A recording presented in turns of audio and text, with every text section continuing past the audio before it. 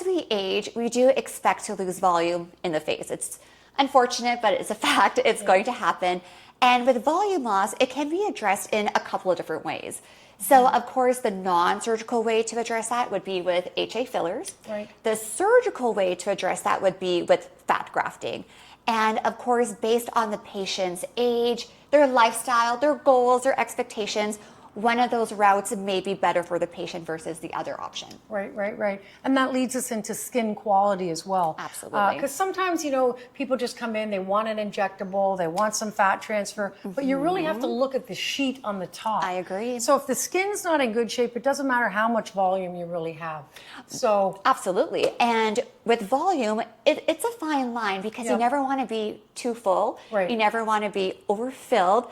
So definitely a fine line, and I couldn't agree more with the skin quality. Right. That counts for a lot.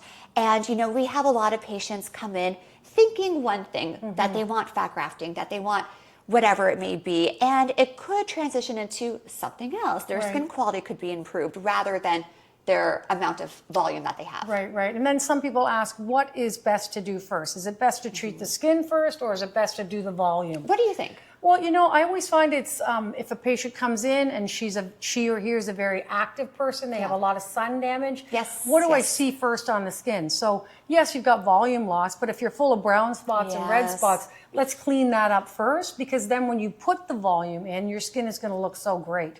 And you want things to look synergistic, very natural. Absolutely. And then if there is a time where we can't do anything with filler and laser, it is surgery.